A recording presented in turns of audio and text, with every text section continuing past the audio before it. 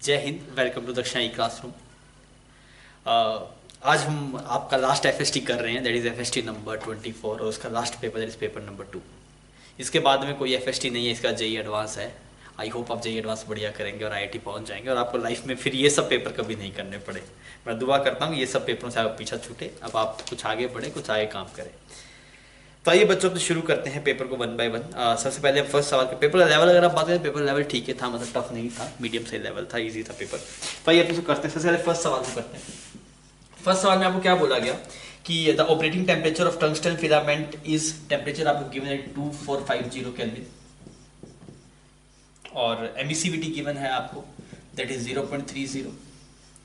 Surface area आपको निकालना है, पावर गिवन है, पावर गिवन है कितना 25 वॉट।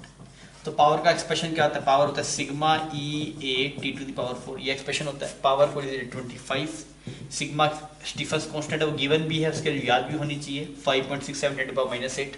ई की वैल्यू गिवन है 3/10। एरिया निकालना है, टेम्परेचर हो गया 2450 की पावर 4। हमेशा ध्यान रखना ये टेम्परेचर हमेशा केल्विन में पुट करते हैं। अब की बात गिवन ही केल्विन में है तो कोई दिक्कत नहीं है। यहाँ से अगर आप सॉल्व करें तो आपको एरिया मिलेगा that area is equal to 0.4 centimetre का। जिस प्रॉब्लम इस कैलकुलेटिव कैलकुलेशन करने में थोड़ी आपको दिक्कत होगी इसके अंदर, ठीक है। तो पहला सवाल यहाँ पे खत्म होता है। अब हम चलते हैं सेकंड सवाल के ऊपर। सेकंड सवाल में आपको क्या बोल रहा है कि दो वायर्स है आपके पास में और उनको रेस पे रखा गया। ये दोनों रेस बना लिया आपने और इनके बीच जो डिस्टेंस है आपके पास, वो डिस्टेंस कितने आपके पास डी है, ठीक है। और यहाँ पे आपने ऐसे दो वायर्स रख दी और इन वायर की वजह जो डिस्टेंस है वो कुछ एक्स है। सवाल में बोला गया कि D is large as compare to X, ऐसी बात उसने बोली है। अब अंदर की तरफ कुछ मैग्नेटिक फील्ड है, बोला गया इसको फिक्स करके रखा गया, कुछ फोर्स से इसको इधर बी वेलोसिटी से मूव करवा रहे हैं। अब आपसे बोला गया कि इस x की वैल्यू कितनी हो ताकि इस पे कोई फोर्स ना लगे, मतलब क्योंकि फोर्स नहीं लगना चाहिए। एक्चुअल में होगा क्या, जैसे ही मूव करेगा, मान लिया मैग्नेटिक फील्ड ऐसे अंदर की तरफ है तो ये ऐसे बैटरी बन जाएगा आपके पास, नहीं ऐसा बैटरी बनेगा, सॉरी ऐसा कुछ बैटरी में करंट कैसे फ्लो करेगा, कुछ ऐसे करंट फ्लो करेगा। तो इस वायर पे एक फोर्स लग रहा होगा आपके पास में ILB, इस वायर पे ILB, पर वो चाहता है कि भाई साहब इस पे कोई फोर्स ना लगे, नेट फोर्स जीरो होगा। नेट फोर्स तभी जीरो होगा जब मैग्नेटिक फील्ड जीरो होगा, समझ में आ रहा है। तो एफ एक्सटर्नल कितना लगाना पड़ेगा आपको, एफ एक्सटर्नल ILB लगाना पड़ रहा है। आप चाहते हैं कि एफ एक्सटर्नल जीरो हो जाए, इसका मतलब क्या बी जीरो हो जाए, क्योंकि आई तो जीरो होगा नहीं बिकॉज वेलोसिटी है। अब बी को जीरो कैसे करेंगे आप देखिए, करंट की वैल्यू जो आपके पास है that is V divide VBL, ये आपके पास में EMF आ गया, एल की जगह कितना गया डी, ठीक है। VBL ये EMF आ गया। रेजिस्टेंस देखते हैं, रेजिस्टेंस टोटल लेंथ कितनी होगी, ये 2x होगी आपके पास, प्लस ये 2x होगी और ये होगी 2d और मल्टीप्लाई कुछ आपको resistance per unit length given है वो कितनी आपके पास रो, ये आई आ गया आपके पास, ठीक है। अब मैं चाहता हूं इस वाले पॉइंट मैग्नेटिक फील्ड जीरो हो गया, तो इस वाली वायर की वजह से यहां पे जीरो हो जाए। अब इस वाली वायर की वजह से कितना आता है magnetic field, that is mu naught I divide by 2πd। तो मैंने लिखा mu naught I divide by 2π और ये डिस्टेंस हो गया आपके पास x। अरे सही है, mu naught I divide by 2πd, इसमें कोई दिक्कत नहीं, इतनी बात समझ में आ रही है आपको। क्योंकि देखिए ये डिस्टेंस बहुत कम है तो ये वाली वायर इसके लिए इनफाइनाइट वायर की तरह ट्रीट होगी। अगर आप ये डिस्टेंस बहुत कम है तो ये डिस्टेंस की लेंथ कुछ डी है ना आपके पास में, डी बहुत बड़ा है as compare to X, infinite wire की तरह ट्रीट होगी। तो इनकी और इसकी वजह से तो कैंसिल आउट होगा आपस में, इसकी वजह से कुछ बाहर की तरफ आएगा, इसकी वजह से अंदर की तरफ आएगा, इन दोनों की वजह से कैंसिल आउट होगा, सिर्फ इसकी वजह से आना है आपके पास। तो इसकी वजह से जो आएगा वो एक्सटर्नल वाले को कैंसिल आउट करे, क्योंकि सवाल में बोला गया है कि इस पर कोई फोर्स नहीं लगना चाहिए, इसको होल्ड करने की कोई फोर्स नहीं चाहिए। तो उसका एक कंडीशन पॉसिबल है जब बी ना हो आपके पास, तो ये बी आ गया और ये किसके बराबर हो जाए, एक्सटर्नल वाले बी के बराबर, बिकॉज यहां से जो इस वाली वायर की वजह से मैग्नेटिक फील्ड आएगा वो आएगा बाहर की तरफ और पहले वाला अंदर की तरफ, नेट जीरो हो जाए आपके पास, ठीक है। आई की वैल्यू आप यहां पुट कर दो, तो आई की वैल्यू अगर आप यहां पुट कर दिए बच जाएगा म्यू नॉट आई की जगह आपके पास आ गया VBD डिवाइड बाय, अब देखिए आपको गिवन है कि x बहुत छोटा है एज कंपेयर टू d, तो आप इसको 2d रो लिख सकते हैं डायरेक्टली, इस एक्सप्रेशन में 2d रो लिख सकते हैं। नहीं तो आप 2x करके देखिए, फिर आपके ऑप्शन में आप फंस जाएंगे, तो फिर आपको लगेगा अप्रोक्सीमेशन लगाना पड़ेगा ना।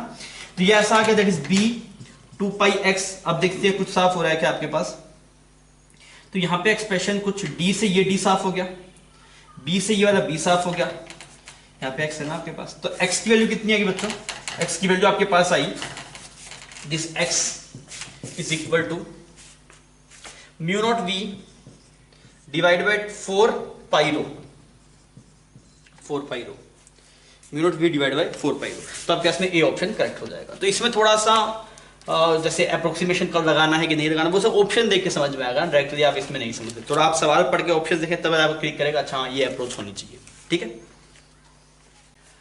प्रॉब्लम नंबर 3 एनएलएम का सवाल है। इसे बोला कि इस एफ की वैल्यू कितनी हो ताकि कांस्टेंट वेलोसिटी नीचे की तरफ मूव करे आपके पास। तो इस पे एफ नेट 0 कर दो यार, ये वाला एंगल थीटा है, तो ऊपरी तरफ क्या लग रहा है एफ कोस थीटा, इस तरफ क्या लग रहा है एफ साइन थीटा, तो नीचे की तरफ लग रहा है that is M G sine theta, इधर उस तरफ क्या लग रहा है आपके पास फ्रिक्शन है that is mu M G cos theta, और एक इसकी वजह से नॉर्मल आएगा that is F sine theta, ये फ्रिक्शन हो गया। इसको नहीं भूलना, लोग इसको भूल जाते हैं।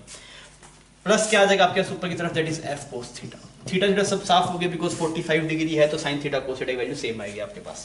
तो ये एम जी हो गया आपके पास म्यू की value that is M G by 5 आ गया, ये म्यू की वैल्यू पुट कर दिया आपने, प्लस यहाँ पे एफ आ गया। तो एफ की वैल्यू पूछा था, एफ की वैल्यू कितनी आ गई आपके that is 4 M G by 5। तो एम जी की वैल्यू को सवाल में गिवन 20, एम जी की वैल्यू कितनी है 20 ना,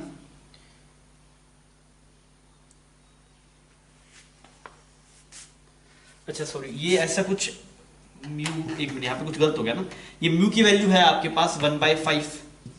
अच्छा तो यहाँ पे आ गया एम जी प्लस एफ फिर एक और एफ ना, इस वाले एफ को हम भूल गए थे। तो यहाँ पे देखें तो 4mg/5 आ गया, और इधर अगर आप देखेंगे तो ये f/5 और f दैट इज 6f/5। अरे सही है, यहाँ पे साफ हो गया, ये 2 आ गया, यहाँ पे 3 आ गया, तो f की वैल्यू आ गई 2mg/3। अच्छा ये 2mg/3 की वैल्यू देखते हैं कितनी आएगी। m की वैल्यू है 40/3, तो 40/3 दैट इज 13.33, तो ये फोर्स आ गया आपके पास। तो कौन सा ऑप्शन मैच कर जाएगा आपके पास में, बी ऑप्शन मैच कर जाएगा। फिर हम बात करते हैं प्रॉब्लम नंबर 4 की। प्रॉब्लम नंबर 4 में क्या बोला गया कि एक भाला फेंकने वाला बंदा है, तो वो कुछ एंगल पे फेंकता है, तो मान लीजिए वो v स्पीड से फेंकता है, और जिस टाइम पे फेंकता है उसे खुद की स्पीड भी कितनी है v। मेरी बात समझ में आ गई। तो ये तो जो आपके पास में स्पीड थी ज्वेलियन की, ये तो थी इसके रिस्पेक्ट में, और अगर आप ग्राउंड के रिस्पेक्ट में निकालें तो आपको जो थ्रोअर है उसकी वेलोसिटी भी उसमें ऐड करनी पड़ेगी। तो ये वेलोसिटी ऑफ ज्वेलियन है विद रिस्पेक्ट टू ग्राउंड। अगर आप रेंज देखेंगे, रेंज कितना आएगा, रेंज आएगा v plus v cos theta multiply time कितना लगेगा 2v sin theta divide bye g, ये आपके पास रेंज आ गई।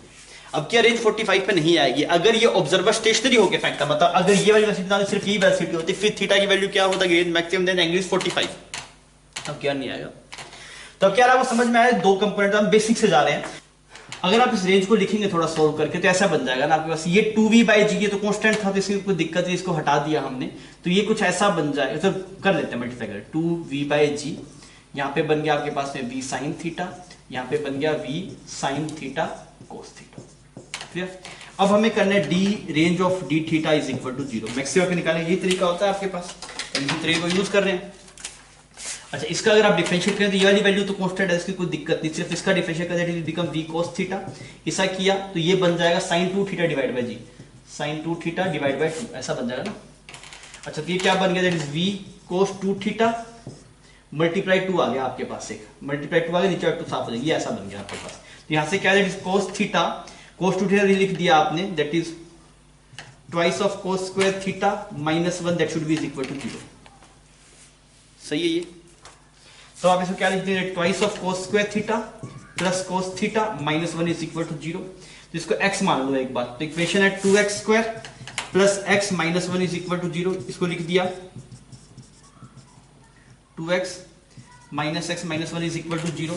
2 कॉमन आ गया आपके पास, 2x कॉमन आ गया that is x plus 1, minus 1 common आ गया that is x plus 1 is equal to 0। तो x की वैल्यू आपके पास आ गई यहाँ से हाफ, तो x की वैल्यू हाफ कब आएगी जब थीटा की वैल्यू कितनी होगी आपके पास 60 डिग्री। x क्या cos थीटा है ना आपके पास में 60 डिग्री आ जाएगा, तो कौन सा ऑप्शन मैच करेगा, सी ऑप्शन मैच कर जाएगा। क्लियर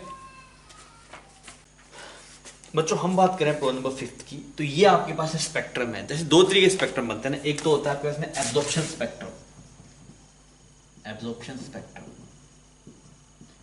और एक होता है आपके पास में एमिशन स्पेक्ट्रम, एमिशन स्पेक्ट्रम। अब इसका मतलब समझिए, मान लीजिए बहुत सारी वेवलेंथ आ रही थी, आपने कुछ कुछ पार्ट को एब्जॉर्ब कर लिया होगा, तो वो आपके पास एब्जॉर्प्शन स्पेक्ट्रम होगा। फिर मान लीजिए आप सिर्फ एमिट कर रहे हैं वहां पे, जैसे मान लीजिए एब्जॉर्ब हो गया मतलब एक्साइटेशन हो रहा है, तो ये वाला अगर एब्जॉर्ब करके एक्साइट कर रहा है तो वो एब्जॉर्प्शन स्पेक्ट्रम का पार्ट है, और वो एमिट कर रहा है तो आपके पास है एमिशन स्पेक्ट्रम का पार्ट है। सब देख के क्या समझ में आया क्या हो रहा है क्या नहीं हो रहा है। इसका मतलब क्या देखिए, यहाँ पे डार्क है मतलब इसके कोरस्पॉन्डिंग कोई लाइट नहीं है, इस लैम्डा कोरस्पॉन्डिंग कोई लाइट नहीं है, तभी यहाँ पे डार्क है ना। इस लैम्डा कोरस्पॉन्डिंग यहाँ पे कोई लाइट नहीं है, इसके कोरस्पॉन्डिंग यहाँ पे कोई लाइट नहीं है, इसके कोरस्पॉन्डिंग यहाँ पे कोई लाइट नहीं है, मतलब कुछ लैम्डा नहीं है, कुछ लैम्डा मिसिंग है। तो कुछ लैम्डा मिसिंग होगा, ये कब होगा आपका जो एब्जॉर्प्शन हो रहा होगा। अगर एमिशन हो रहा था तो क्या होता, जहां पे जो आपके पास में जहां पे लाइन मारूंगा ना मैं, यहां पे होना चाहिए व्हाइट, बाकी सब में क्या होना चाहिए डार्क, इतने में डार्क होना चाहिए, ऐसे ये पूरा डार्क होना चाहिए, सिर्फ यहां पे पीछे बस एक व्हाइट होना चाहिए, या फिर यहाँ पे व्हाइट भी ना हो, कोई कलर का होगा, ये कभी रेड कलर का होगा आपके पास में, कभी यहाँ पे कोई गैप होगा वो ऐसे ब्लू कलर का होगा, बाकी सब आपके पास में रेड है, या फिर बाकी सब ब्लैक है आपके पास, क्योंकि यहाँ पे कोई आपके पास वेवलेंथ ही नहीं है, कुछ स्पेसिफिक वेवलेंथ ही निकलेगी ना, सब वेवलेंथ नहीं निकल सकती, तो जिसे कोरस्पॉन्डिंग कोई वेवलेंथ नहीं है वो कैसा दिखाई देगा, डार्क दिखाई देगा, और जिसे कोरस्पॉन्डिंग वेवलेंथ होगी उसका कुछ कलर होगा, रेड कलर कोरस्पॉन्डिंग होता है रेड होगा, ब्लू कोरस्पॉन्डिंग होता है ब्लू होगा, डिफरेंट डिफरेंट होंगे आपके पास, समझ में आ रहा है। तो हमें यहाँ पे दिखाई दे रहा है कि बाकी सब है, सिर्फ ये वाली नहीं है, तो कैसा स्पेक्ट्रम है, जैसे एब्जॉर्प्शन स्पेक्ट्रम।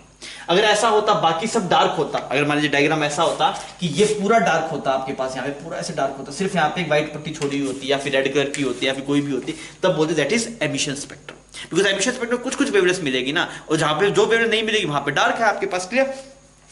ठीक है, अब आप देखिए आपको बोला गया कि राइमन सीरीज का एक्सप्रेशन है, तो फॉर्मूला आता है SC by lambda is equal to 13.6 Z square 1 by n square minus 1 by m square, m square जगह 1 आ गया बिकॉज राइमन का केस है। अब इसने रिदबर्ग की बात हुई है, तो मैंने बताया था 13.6 डिवाइड बाय HC, इस टर्म को क्या बोलते हैं, रिदबर्ग बोलते हैं ना, s square 1 by n square minus 1, ऐसा कुछ एक्सप्रेशन बन गया, तो ये क्या बन गया 1 by lambda is equal to r Z square 1 by n square minus 1। अब इसने बोला कि आपके पास में एक स्पेक्ट्रम इसमें से मिसिंग है और बाकी कोरस्पॉन्डिंग कुछ वेवलेंथ गिवन है। सबसे पहले तो आप मान लीजिए कि ये 25 नैनोमीटर है ना, 25 नैनोमीटर, क्लियर। यहाँ पे r की वैल्यू पुट कर लीजिए, what's the value of r, that is 16 by 15 10 to the power minus 17, ऐसा कुछ एक्सप्रेशन है आपके पास, 7 10 to the power minus 7 plus 7, sorry plus 7, तो ये ऊपर जाएगा तो 10 टू पावर 9 बन जाएगा आपके पास, यहाँ पे बन गया 100 by 25 is equal to 16 by 15 1 by n square minus 1, यहाँ पे z स्क्वायर की वैल्यू है। तो पहले आप इसमें ऑप्शन में एक हीलियम है, तो अगर आप यहाँ पे हीलियम पुट करके देख लो n की वैल्यू कितनी आ रही है वो चेक करके देख लो। सेकंड वाले केस में भी आप सिमिलरली ऐसे कर लीजिएगा, यहाँ पे ये बन जाएगा आपके पास that is 400 divide by 125 is equal to 16 by 15 z square 1 by n2 का स्क्वायर माइनस 1, ये n1 n2। अगर आप यहाँ पे z इज इक्वल 2 पहले चेक करके देख लो, तो z इज इक्वल 2 पुट करके देख लो, n1 n2 की एग्जैक्ट वैल्यू आ रही है, मतलब हाँ उसका एक्सप्रेशन हो सकता है, तो पुट करके देखेंगे तो आपको n1 n2 का एग्जैक्ट एक्सप्रेशन मिलता है। तो अगर आप यहाँ से देखते हैं तो n1 की जो वैल्यू आपके पास आती है वो 4 आता है आपके पास, और यहाँ से जो आपके पास में n2 आता है दैट इज 2, ऐसा कुछ एक्सप्रेशन आपके पास आ रहा है, क्लियर। तो यह समझ में आ गया कि n1 है, n2 है और 4 है, मतलब 2 है और 4 है, इसके बीच में कोई नहीं है, मतलब थर्ड वाला मिसिंग है। n इज इक्वल टू 3 से n इज इक्वल टू 1 का ट्रांजिशन आपके पास में क्या है, मिसिंग है, क्लियर। यही बोला ना, एक मिसिंग है, तो यहाँ पे 2 है, मतलब फर्स्ट यहाँ पे होगा, सेकंड यहाँ पे, थर्ड मिसिंग है, ये फोर्थ है, तो ये क्या है, फिफ्थ है। तो ये 4 स्पेक्ट्रम आपको दिखाई दे रहे, एक इसमें से मिसिंग है। फिर इसने क्या बोला आपको सवाल में, इस प्रॉब्लम में बोल रहा आगे ये द मिसिंग स्पेक्ट्रल लाइन। तो मिसिंग स्पेक्ट्रल लाइन कैसे निकालेंगे आप, that is 1 by lambda is equal to r z square 1 by this will be 9 minus 1 कर लेंगे, तो यहां से आ जाएगा आपके पास, तो बी ऑप्शन मैच कर जाता है, ए भी मैच कर जाता है, हीलियम एटम आता है। स्पेक्ट्रम कैसा, एब्जॉर्प्शन स्पेक्ट्रम है। Some of the atoms are excited to third excited state, हाँ क्योंकि थर्ड एक्साइटेड स्टेट मतलब n इज इक्वल टू 4 ना, n इज इक्वल टू 4 से n इज इक्वल टू 1 का ट्रांजिशन तो हो रहा है आपके पास में, तो ये वाली बात भी सही है आपके पास। तो ए बी सी डी चारों ऑप्शन के अंदर मतलब हो जाएंगे। ये बात ध्यान रखना, एब्जॉर्प्शन स्पेक्ट्रम कैसे पता लगेगा, एमिशन स्पेक्ट्रम कैसे पता लगेगा, ये बात क्लियर होनी चाहिए, ठीक है। नंबर 6 कर रहे हैं, इसने बोला गया कि सबसे पहले तो आपको इस ए और बी पॉइंट्स के बीच पोटेंशियल डिफरेंस निकालना है। अगर ये स्विच ओपन है, स्विच ओपन सर्किट में बनाया, सिर्फ एक बैटरी बना, एक ये ऐसे और यहाँ पे एक ऐसे बैटरी और एक ये ऐसे, 2 ओम आ गया, ये 1 ओम आ गया, this is 5 volt, this is 3 volt. तो आपको दिखाई दे रहा है कि अगर आप इसका इनर देखें तो वो 2 वोल्ट दिखाई देगा, बिकॉज एक बैटरी एक दूसरे के अपोजिट डायरेक्शन में है। तो 2 वोल्ट डिवाइड बाय 3, तो करंट कितना आएगा आपके पास, करंट आएगा वो इस तरफ फ्लो करेगा आपके पास, that is 2 divide by 3 ampere, ठीक है। अब आप पोटेंशियल डिफरेंस देख लीजिए, करंट ऐसे फ्लो कर रहा है, यहाँ से चल के देख लीजिए, इसका ए इसका बी, तो आपने क्या लिखा, VA plus 3 minus 2/3 is equal to VB। तो यहाँ से जो VA माइनस VB आपके पास निकल के आया, that is VB minus VA पूछ रहा है, VA माइनस VB पूछ रहा है, मैं वैल्यू पूछ रहा हूँ, चलो कोई देख लेते हैं एक बार। दैट इज 2/3 माइनस 5 कितना है, 13/3, 13/3 कितना आ गया अप्रोक्स आपके पास, दैट विल बी 4/4.3 वोल्ट, ठीक है। तो ये तो मैच कर रहा है। V2 बोला इसने, जब आपने स्विच को बंद कर दिया तब की बात कर रहा है, स्विच को बंद कर दो तो इस 5 ओम को यहाँ पे लगा दो ना, ऐसे 5 ओम को यहाँ पे लगा दो। अब क्या करो, अब आप इसमें नोडल लगा लो, नोडल लगा लो, इसका कुछ यहाँ पे 0 मान लो, यहाँ पे कुछ x मान लो, फिर आप क्या लिखेंगे, x माइनस 5 डिवाइड बाय 1, इसमें करंट आ गया, इसमें करंट देखेंगे that is x minus 3 divide by 2, और एक आ गया x divide by 5 is equal to 0, इसका 5 ओम था आपके पास, कर लेंगे। अच्छा अब आप इसमें एलसीएम ले लीजिए, तो एलसीएम लेंगे तो यहाँ पे बन गया 5x माइनस 25, 10 आएगा ना एलसीएम, 10 आएगा, that is 10x minus 50 plus 5x minus 15 plus 2x is equal to 0। ठीक है, वैल्यू देखते हैं तो ये 17x आ गया आपके पास, दैट इज 65, कितना आ रहा है आपके पास, this is become approximately 3.8 volt के आसपास आ जाएगा। ठीक है,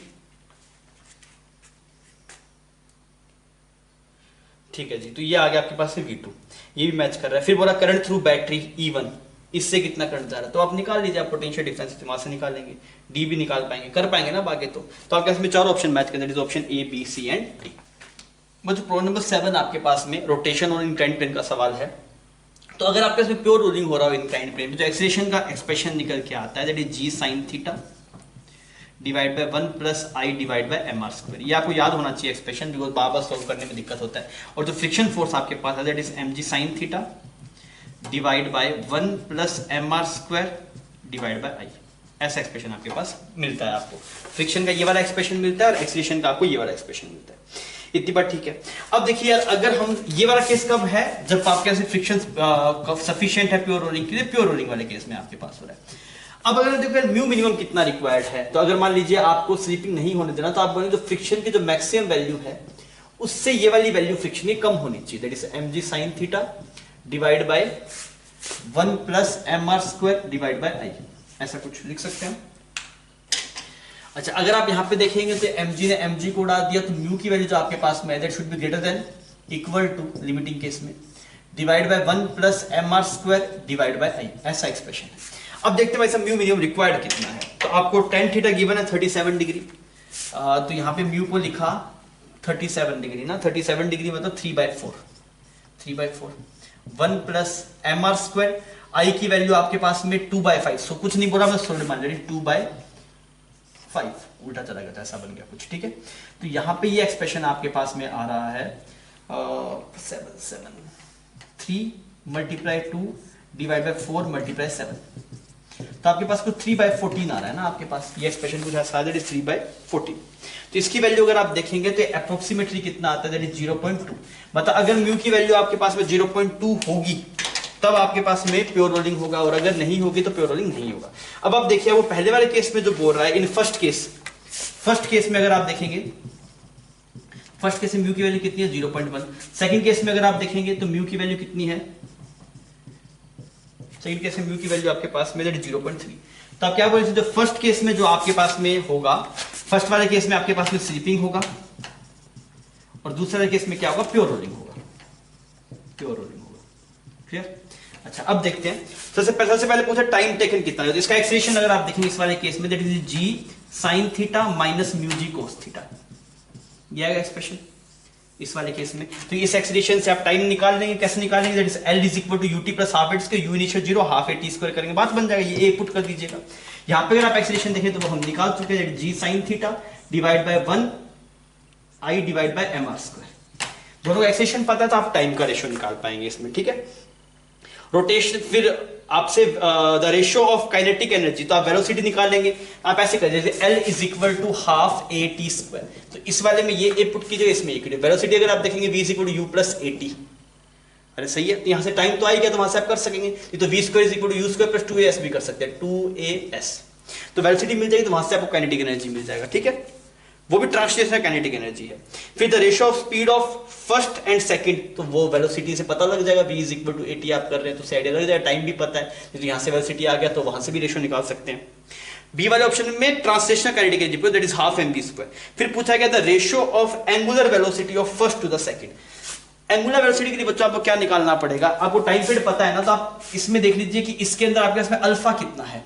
तो पहले वाले केस में अगर आप देखेंगे, इस वाले केस में जहां पे आपके पास में स्लीपिंग हो रही है, तो जो फ्रिक्शन लग रहा होगा आपके पास, that is mu M G cos theta, और सिर्फ इसी का टॉर्क आ रहा होगा, is equal to I alpha. Clear? ये पहले वाले केस का है, फर्स्ट वाले केस का। सेकंड वाले केस में अगर आप देखेंगे तो आपको उसमें एक्सीलरेशन पता है, तो ए कितना आ जाएगा, A is equal to alpha to R. A2 अगर आपको पता है तो इसमें A2 पता है ना आपको, A2 मल्टीप्लाई, इसमें A is equal to alpha नहीं लगेगा, इस वाले दूसरे में लग जाएगा आपके पास। तो इसका अल्फा पता लग गया, इसका अल्फा पता लग गया, तो यहाँ से फिर आप अल्फा पता है, टाइम पता है, तो omega final is equal to omega initial plus alpha T लगा दीजिएगा। ओमेगा इनिशियल वैल्यू 0, अल्फा की वैल्यू दोनों केस में पता है। सेकंड वाले केस में तो A पता है, तो A is equal to alpha हो जाएगा। इसमें नहीं होगा बिकॉज इसमें स्लीपिंग हो रहा है, इसमें पहले टॉर्क लिखना पड़ेगा। टॉर्क सिर्फ फ्रिक्शन का है, जिसमें mg cos theta multiply r is equal to I alpha कर दीजिए, बात बन जाएगी। ठीक है, तो सवाल थोड़ा कैलकुलेटिव है पर मैंने आपको अप्रोच बता दिया, आई होप आप इसे कर पाएंगे। आपको सवाल 8 नंबर प्रॉब्लम में क्या बोला गया, यहाँ पे ऐसे x एक्सिस है, यहाँ पे ऐसे y एक्सिस है, यहाँ पे ऐसे z एक्सिस है। तो ये सोलेनोइड है आपके पास, से बाहर एक रिंग को रखा गया।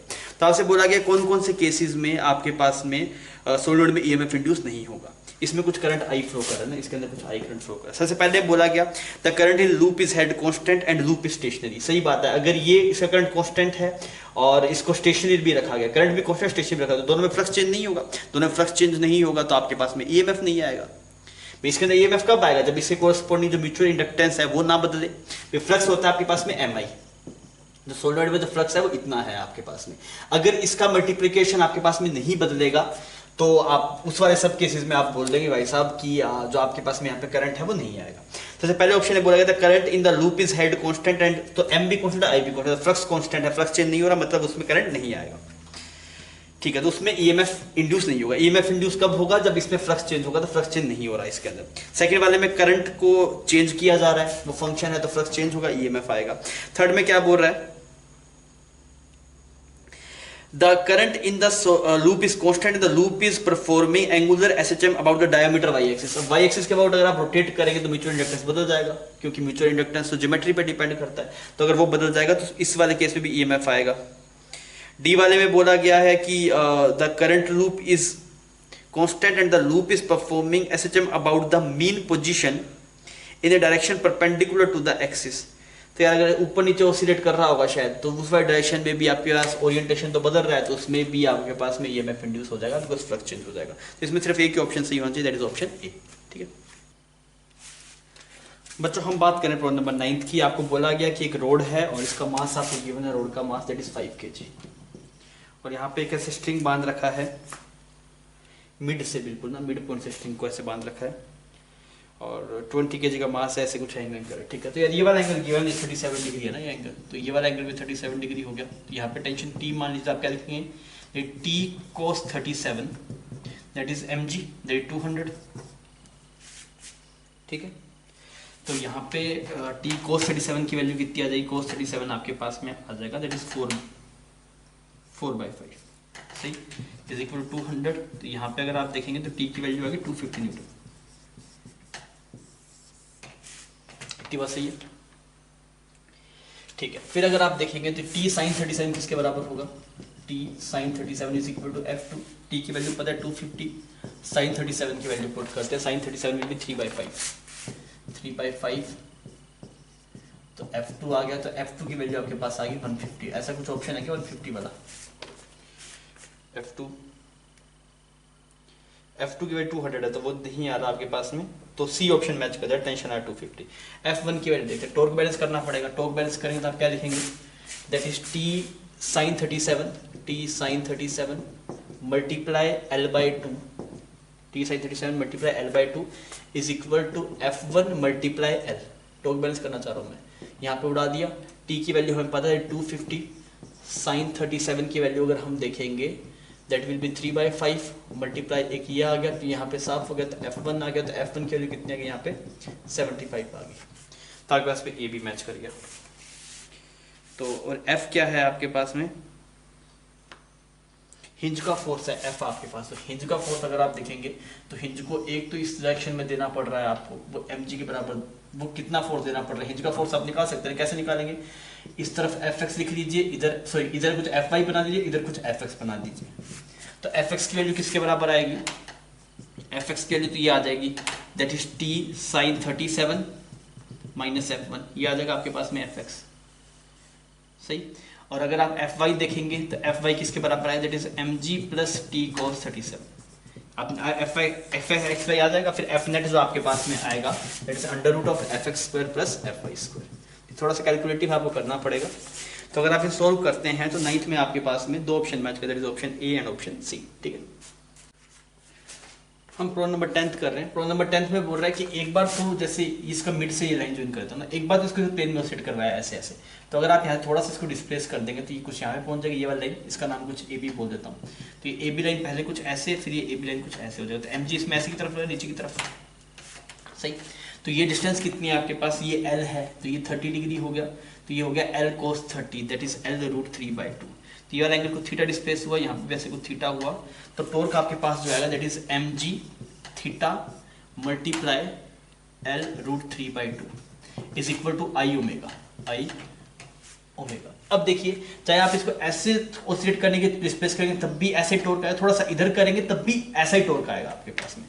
अगर आप इसको ऐसे डिस्प्लेस कर रहे हैं तब भी ये लाइन ऐसी होगी, इसमें होगा थोड़ा सा इधर ये वाली लाइन होगी, तो दोनों में टॉर्क का एक्सप्रेशन सेम आएगा, पर आई की वैल्यू डिफरेंट डिफरेंट आएगी। तो अगर आप देखें इनिशियल वाले केस में अगर आप आई देखेंगे तो देखिए इस वाले एक्सिस के अबाउट रोटेट कर रहा है, इस वाले एक्सिस के अबाउट, तो इसके अबाउट आई कितना है, that is ml² plus parallel axis theorem लगा दीजिए, पैरेलल एक्सिस थ्योरम लगाएं, दैट इज m, ये डिस्टेंस कितनी है आपके पास, l² 3/4 बन जाएगा ना, इसका स्क्वायर किया तो टोटल कितना आ रहा है आपके पास, 12 एलसीएम अगर हम लेंगे तो 10 ml²/12 आ जाएगा, that is 5 ml² divide by 6।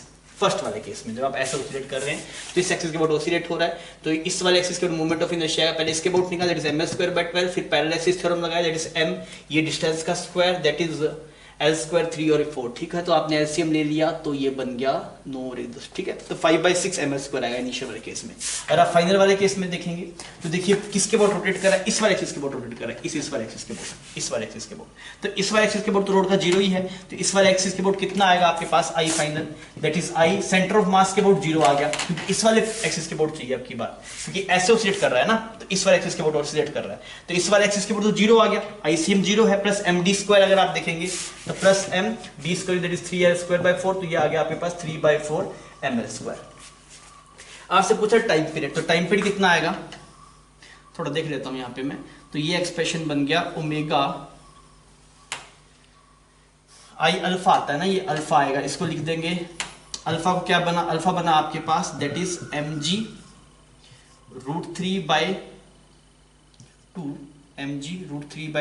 l/i और एक थीटा से जो आपके पास ओमेगा 1 आए, मतलब जो ओमेगा का एक्सप्रेशन है जनरल वो ऐसा बन गया √3/2 mgl divide by I.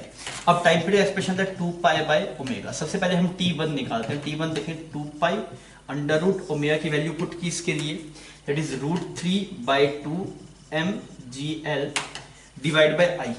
I की वैल्यू कितनी है पहले वाले में, दैट इज 5 ml² और ऊपर चला गया यहाँ पे 6 ml, यहाँ पे ये l साफ हो गया, यहाँ पे 3 आ गया आपके पास, तो ये कुछ ऐसा रहा t1 is equal to 2π √5l divide by 3√3g, ऐसा कुछ बन रहा है आपके पास। तो एक केस तो ऐसा बन रहा है आपके पास, तो कौन सा ऑप्शन मैच कर जा रहा है इसमें, सी ऑप्शन मैच कर जा रहा है। हमने केस उल्टे लिए हुए ना, फर्स्ट वाले केस ये वाला फर्स्ट वाला केस था और ये सेकंड वाला केस है ना, तो आप कर लीजिएगा। सिमिलरली अगर सेकंड वाले केस में अगर आप मतलब एक और केस आप उठा लीजिए, वहां पे आई की वैल्यू 3/4 ml² आप पुट कर दीजिए, अगर आप वो पुट करेंगे तो ए ऑप्शन आपका मैच कर जाएगा। तो इस हिसाब से दो ऑप्शन सही हो जाएंगे इसमें, that is option A and option C. बच्चों प्रॉब्लम नंबर 11 कर रहे हैं। तो सबसे पहले तो आप ये देखिए, मान लीजिए जो आपके पास में इनफाइनाइट ऐसे जो शीट थी, सबसे पहले हम इसके इस वाले पॉइंट पे 0 आएगा, बिकॉज इधर जितना पार्ट है उतना ही उधर पार्ट है, तो यहाँ पे तो 0 आएगा इस वाली लाइन के ऊपर। तो पर अगर आप यहाँ पे देखेंगे तो कुछ ना कुछ आ जाएगा, वो हमें निकालना पड़ेगा। तो वो मैंने उसके लिए हमने ऐसे गॉसियन सरफेस मान लिया, क्यूब मान लिया ना, गॉसियन सरफेस में क्यूब माना है, तो इसका कुछ सरफेस कुछ ए मान लेता हूँ। तो मैंने लिखा EA प्लस EA, ऊपर नीचे वाला, इस वाले फेस पे 0 है आपके पास, और क्यू इनसाइड कितना आएगा, क्यू इनसाइड आएगा दैट इज रो गिवन है ना, वॉल्यूम रो, और ये सरफेस है आपके पास में साइड एरिया कुछ इसको a मान लेता हूँ, दैट इज a³ हो गया आपके पास। ये साइड कुछ a मान ली तो ये a² हो जाएगा, ये a² हो जाएगा। ये गॉसियन सरफेस है, क्यूब माना है, और साइड कितनी है इसकी a, क्लियर। तो q inside divide by epsilon naught, ये यहाँ से जो आपके पास में a² इससे साफ हो जाएगा, तो e की वैल्यू जो आएगी that is rho a divide by 2 epsilon naught, ये आपके पास में EFI आ गया। डन। अब आप देखिए सबसे पहले इस वाले पॉइंट पे अगर आप EFI देखेंगे तो सबसे पहले EFI एट पॉइंट A कितना आएगा, EFI due to sheet minus EFI due to sphere. तो शीट की वजह से तो आपके पास में 0 ही था, सिर्फ आपके स्फीयर की वजह से आएगा, स्फीयर की वजह से that is rho by 3 epsilon naught R, और आर की जगह आ जाएगा डी बाय 2, तो कितना आ गया minus rho by 3 epsilon naught D by that is rho by 6, ये आ गया आपके पास में ना। तो ऐसा कुछ ऑप्शन है, ठीक है। और एक सॉलिड स्फीयर की वजह से होता है इस तरफ, पर ये माइनस है उसका तो इस तरफ आएगा ना आपके पास में, तो डाइट डायरेक्शन में आएगा, तो ए ऑप्शन आपका सही हो गया। फिर बोलते हैं electric field at point B point पे निकालते हैं, तो सेम यही किया, ई एट बी अगर आप निकालेंगे तो शीट, तो अगर आप देखें बी पॉइंट पे, तो बी पॉइंट पे देखिए तो क्यूब कंसीडर होगा, उसकी जो साइड आपके पास में दैट विल बी एच आएगी आपके पास में, बिकॉज वही उसका डाया गिवन है आपको, तो ये बन जाएगा इसकी वजह से rho H by 2 epsilon naught, और इसकी वजह से आएगा that is rho by this will be same ना 6 एप्सिलॉन नॉट डी एच, ऐसा कुछ एक्सप्रेशन बनेगा आपके पास। तो इसको अगर आप सोल्व करेंगे तो ये कितना आ जाएगा, 6 एलसीएम आ गया 3 2, 6 एलसीएम आ गया यहाँ पे 3 और फिर 2 rho H, it is rho H by 3 epsilon naught, ऐसा कुछ एक्सप्रेशन आ रहा है आपके पास, तो बी ऑप्शन भी सही हो गया। फिर बोला गया if potential at centre of cavity is zero, centre of cavity में पोटेंशियल जीरो है, तो ए पॉइंट पे पोटेंशियल कितना होगा। तो आप देखिए जो पोटेंशियल होता है delta V is equal to minus of E dot DL. अच्छा, ई का एक्सप्रेशन क्या है आपके पास, ई है यहाँ पे that is rho by 6 epsilon naught X DX, आप इंटीग्रेट कर दीजिए, ये बनेगा rho by 6 epsilon naught X square by 2, limit चलेगी 0 से लेके, ये पूरा एच है ना, तो ये एच बाय 2 तक चला गया आपके पास, तो ये कितना बन गया रो बाय 6 एप्सिलॉन नॉट, ये बाई 2 आ गया तो 12, तो यहाँ पे चला गया आपके पास, सही है। अच्छा ठीक है, इसको अगर आप देखेंगे तो ये बन जाएगा एच स्क्वायर बाय 4, तो ऐसा कुछ आ गया rho H square divide by 48 epsilon naught, ऐसा कुछ आना चाहिए, पर रिजल्ट कुछ और लिखा हुआ है, इस वजह से ये सही नहीं होगा, ठीक है। सिमिलरली आप इस वाले डी वाले में देख लीजिए, तो EFI कितना है आपके पास, तो इसकी वजह से देखेंगे दैट विल बी रो, मान लीजिए आप यहां से कुछ ऐसे x दूरी पे चलते हैं ना आप यहाँ पे, तो यहाँ पे अगर आप x दूरी पे चलते हैं तो इसकी वजह से आ रहा है rho 2x divide by 2 epsilon naught, उसकी वजह से माइनस, फिर आप इसके से लिखिए that is rho by 3 epsilon naught x, फिर मल्टीप्लाई ये EFI आ गया, फिर आप delta v is equal to minus e dot dx कर दीजिए, आप प्रोसीड करेंगे आपको जवाब मिल जाएगा, ठीक है। बच्चों हम बात करें प्रॉब्लम नंबर 12 की। प्रॉब्लम नंबर 12 का थोड़ा सा व्यू अलग तरीके का हो सकता है, डायग्राम में जो बोलना चाह रहा है वैसे बोलना चाह रहा है कि ऐसे है वो कंटेनर, ऐसे इंक्लाइंड है वो कंटेनर, समझ में आ रहा है, ऐसे इंक्लाइंड है, ये जो ऊपर वाला फेस है ये आपके पास में ऐसे हॉरिजॉन्टल है, दिस फेस ABCD ये हॉरिजॉन्टल है, अगर आपको ये दिख गया तभी आप सवाल कर पाएंगे, सवाल गलत हो जाएगा ना, मेंशन नहीं है, सवाल मेंशन होना चाहिए था वैसे। अगर ये पता है भी this is 3 centimetre, this is 3 metre, this is 4 metre, तो ये इंक्लाइंड ऐसे इंक्लाइंड प्लेन पे रखा हुआ है इसको, ऐसे इंक्लाइंड प्लेन पे ऐसे कंटेनर को, तो अगर ये वाला एंगल अगर आप देखने जाएंगे तो ये 4 हो गया, ये आपके पास 3 हो गया, दिस 37 डिग्री आपके पास आ गया ये। अब आप कर सकते हैं कि टॉप वाले फेस पे तो फोर्स रहेगा नहीं, बिकॉज वो तो हॉरिजॉन्टल है आपके पास, तो 0 हो जाएगा। CDEF इस वाले पे देखेंगे तो सेंटर ऑफ मास से प्रेशर देखा दैट इज रो जी, ये 4 मीटर है ना, 2 ये प्रेशर आ गया, मल्टीप्लाई इसका एरिया देखेंगे तो दिस विल बिकम 4, ये आ जाएगा आपके पास फोर्स इस वाले वर्टिकल फेस पे, ठीक है, वर्टिकल वाले फेस पे। फिर पूछा गया ADE वेयर इज ADE, ये पीछे वाला जो ट्रायंगल बन रहा है आपके पास में, ऐसा जो ट्रायंगल है इस वाले में पूछ रहा है, तो इसका सेंटर ऑफ मास देखेंगे तो ऊपर से H/3 पे आएगा, तो अगर आप देखेंगे तो दैट इज रो GH कितना है 4, दैट इज 4/3, और multiply area that is half, base की वैल्यू कितनी 3 और हाइट की वैल्यू कितनी 4, ऐसे कर लेंगे। फिर आपसे पूछा गया बेस के ऊपर, तो बेस का सेंटर ऑफ मास कहाँ पे है, बिल्कुल मिड वाले पॉइंट पे, तो वो कितना आएगा that is row G2 multiply इसका जो एरिया आप है वो एरिया लिख दीजिए, दैट एरिया विल बी ये 3 हुआ ना, तो ये आपके पास में हो गया 5 बन जाएगा, ये एरिया आपके पास में हो जाएगा। तो आपको कंसेप्ट वही लगाना है कि सेंटर ऑफ मास पे आप प्रेशर निकाल लीजिए, मल्टीप्लाई एरिया कर लीजिए, इस ट्रायंगल सेंटर ऑफ मास ढंग से लिखिएगा, पर इस सवाल में दिखना चाहिए वैसे वर्टिकल है, अगर आपने कुछ गलत इंटरप्रेट कर दिया, आपको ये लग गया वैसे ABEF हॉरिजॉन्टल है, फिर सवाल के आंसर बदल जाएंगे, फिर मैच नहीं करेगा, ठीक है। बच्चों न्यूमेरिकल टाइप का पहला सवाल कर रहे हैं, आपको बोला गया एक्सटर्नल और इंटरनल डिस्टेंस गिवन है, R एक्सटर्नल कितना है आपके पास, that is 4.20 plus minus 0.01 centimetre, ठीक है, और R इंटरनल अगर आप देखेंगे तो वो कितना है आपके पास, इसको R internal that is 3.90 plus minus 0.01 centimetre. आपसे वॉल्यूम में रखोगे तो वॉल्यूम हुआ कि that is 4/3 pi capital R cube minus small r cube, सही है, परसेंटेज एरर पूछा, इसको आप डिफरेंशिएट करते हो ये बन जाएगा dV 4/3 पाई बाहर रह गया, यहाँ पे बन गया 3r², और यहाँ पे क्या बन गया आपके पास, this is become dr minus ये बन गया 3r², यहाँ पे बन गया dr। अब आप इसको डिवाइड बाय v कर दीजिए, यहाँ पे डिवाइड बाय v कर दीजिए तो यहाँ वॉल्यूम आ जाएगा, that is 4/3 pi r³ minus r³। तो 4/3 साफ हो गया आपके पास। अच्छा, और इसमें से इसको आप प्रोसीड कर दीजिए इस एक्सप्रेशन को, इसको आप प्रोसीड करेंगे तो जो रिजल्ट आपके पास में आएगा, थोड़ा कैलकुलेटिव है और आपको रिजल्ट आता है कुछ 6.67 के आसपास आता है आपके पास। ठीक है, कर पाएंगे आप इसको? ठीक, तो कैलकुलेटिव था, सवाल आसान था, सवाल ज़्यादा दिक्कत नहीं होगी।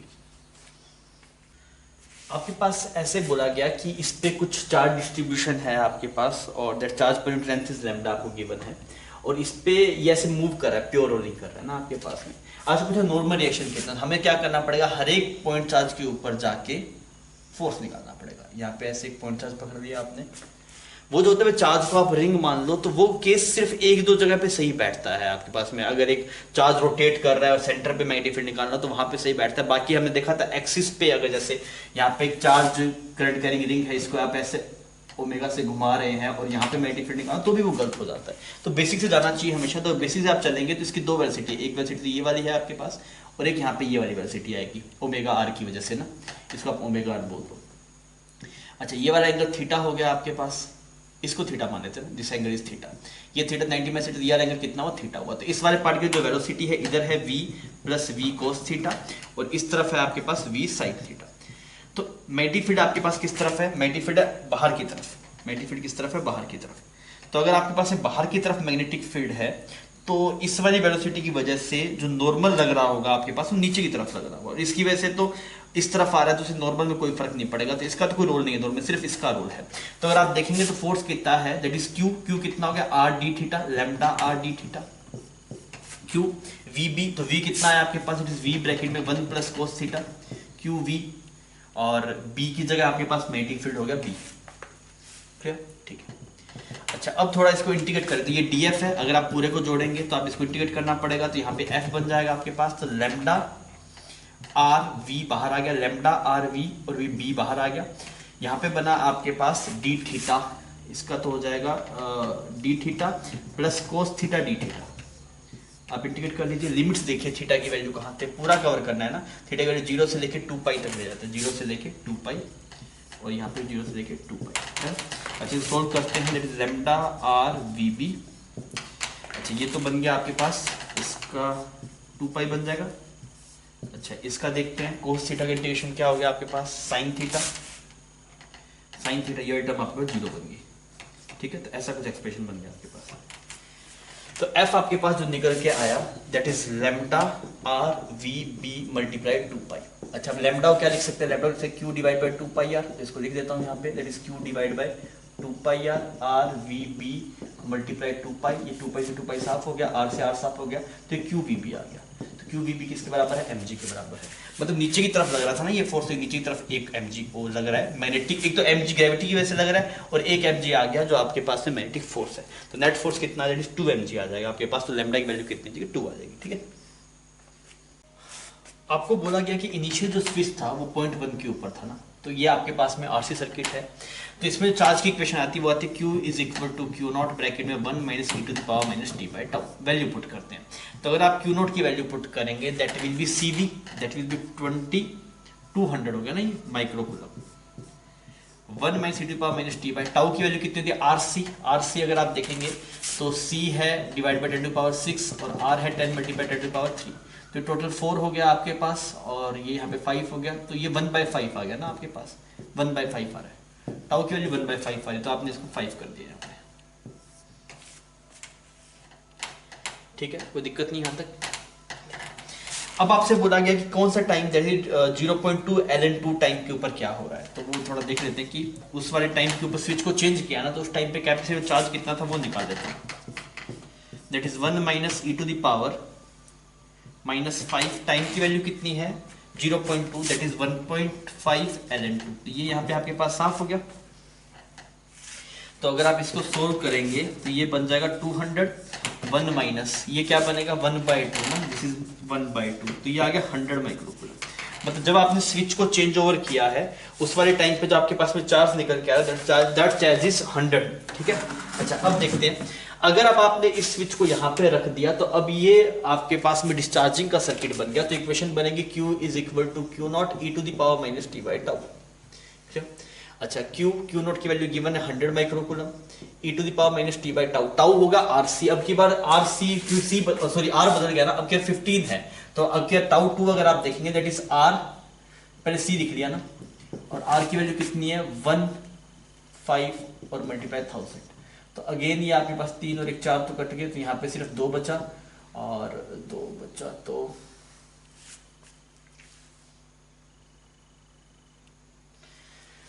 ठीक है, तो यहाँ पे 50 आ गया आपके पास, ये 10 आ गया, और ये आपके पास 3 आ गया, क्लियर, दैट इज 10 बाई 3 ना, तो ऊपर आपके पास में चला जाएगा 10, दिस इज 10, और यहाँ पे आपके पास 3 आ गया, ऐसा कुछ इक्वेशन आ गया आपके पास। इस सेकंड में करंट निकालते हैं, तो आई क्या होगा आपके पास dq बाई dt, इसको अगर आप यहाँ पे dq बाई dt देखेंगे तो इसको डिफरेंशिएट करें तो 100 माइक्रोकूलम आ गया, डिवाइड बाय हो जाएगा, ये इसका एक्सप्रेशन है 10 बाई 3, और ये आ गया e to the power minus, ये एक्सप्रेशन बन गया आपके पास। अच्छा अब देखिए इसके अक्रॉस जो पोटेंशियल ड्रॉप होगा that is IR 5000 multiply I it is 100 divide by 10 to the power 6, और यहाँ पे आ गया 10 by 3 e to the power minus 10t by 3। ये एक्सप्रेशन किसके बराबर होना चाहिए, क्या पोटेंशियल डिफरेंस है आपके पास 5 बाई 3,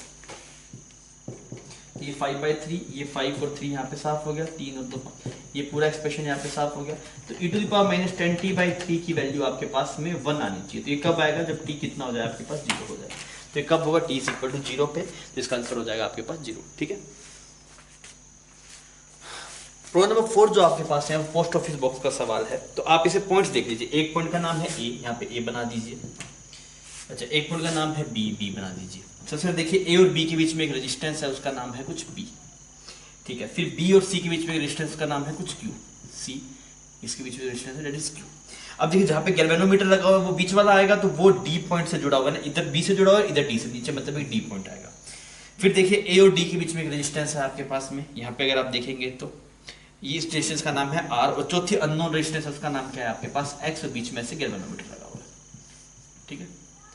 अब आपके पास होगा क्या, P divide by R is equal to Q divide by X। सवाल में आप चाहते क्या हैं, सवाल में आप चाहते हैं कि X की मैक्सिमम वैल्यू हो, तो X कितना, X किसके बराबर आ रहा है, X आ रहा है आपके पास R Q divide bye P, तो अगर आप X मैक्सिमम अगर आप चाहते हैं तो R भी मैक्सिमम होना चाहिए, Q भी मैक्सिमम होना चाहिए, और P मिनिमम होना चाहिए।